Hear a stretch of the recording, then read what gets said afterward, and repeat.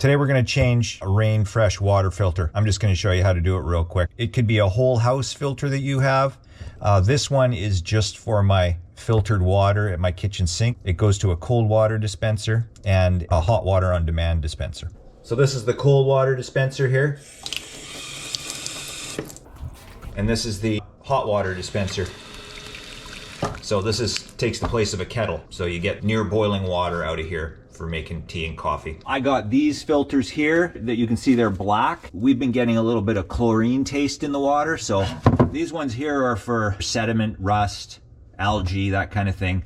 These ones here are also for taste and odor. They're a little more expensive, but I figured we'd try them out just to see if we can get rid of that chlorine taste, really. It's not that bad, but these aren't a lot more money. So let's go ahead and change it out. Depending on the size of the filter you have, you may have a shutoff built right into the top here on either side, or there'll be one installed. In this case, there's one installed right here. This just turns off to the filter. So we're gonna turn that off. It's a quarter turn ball valve. Okay, so now the water is off to this. And then up here at the top, there's a little button here.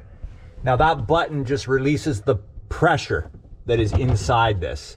Okay, another way to do that would just be to turn the faucet on at your dispenser up above. Okay, so we're just gonna go ahead and press this. You see that squirt of water come out of there? That's the pressure released off of this now. You could just go like this too. You see that's on, nothing's coming out. That does the same thing, really. Now, I've got a little prop underneath here to hold this up, just a piece of pipe. You can see how it's angled a bit there. Sometimes you need to use a tool to undo this. It's a round plastic piece, I think they call it a key, and it's got a handle on it, and you would slide that up, and then you can turn this. You can see there's some little plastic bits sticking out up here. That's where the key would grab on. This didn't come with one. I just grab onto it and spin it because this isn't a really large filter. These have a gasket around the top here, so they don't have to be done up super tight. It's a normal thread, okay? It's not a reverse thread. So I'm gonna go ahead and spin that. Okay, you can see that spinning a bit. I'm gonna take a container, like a bowl here, plastic bowl, and put it underneath just to save the water from dripping all over the cabinet. Okay, so that's nice and loose now. So I'm just spinning that. There we go. Take that out. Dump that water out.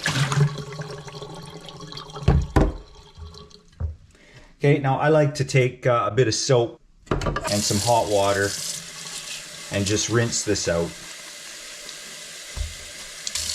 Clean any debris out of there. This is where an old sticker was. I actually need to get a new sticker so I can write the dates on. I've just been writing it on here, which isn't the greatest. Now we'll just give that a rinse. Get all that soap out of there. Okay, so that's nice and clean now. Here's that O-ring gasket I was talking about right here. So you want to make sure that looks in nice shape. There's no burrs on it or anything. It's nice and smooth. You can also take this off and clean it. You can see around the rim here, there's a little bit of debris there. So just clean that.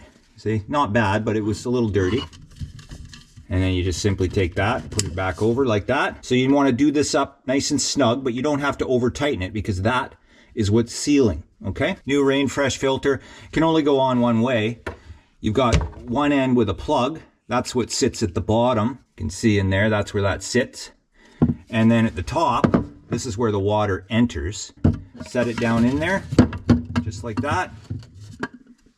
And now I'm going to go ahead and thread this back on.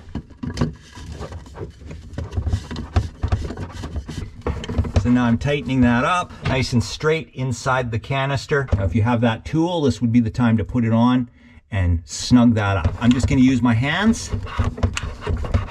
Get that as tight as I can by hand. There we go, that's it. Give this a little cleanup while I'm down in here. Hold her back. That just keeps it from sagging. There's not really anywhere to fasten this to under here, so I just put that in. And that works fine. Now what I like to do before I turn the water on is just make sure this is nice and dry all around so that when you turn the water on, you'll be able to tell that you have no leaks. Okay? So now I'm just going to turn this water on slowly. See it filling up.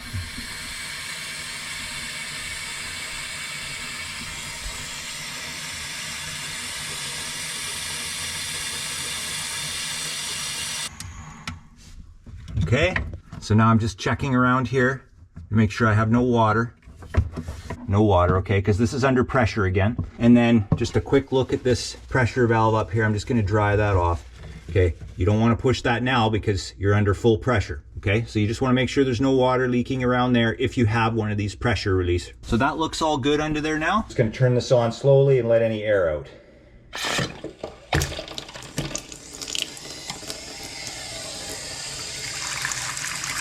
So I'm just gonna let that run and flush through. You can see that that's white. Okay, that's normal, especially for a new filter. That'll go away. If you watch the bottom of the glass, it's starting to go away. All that is just little air bubbles in there.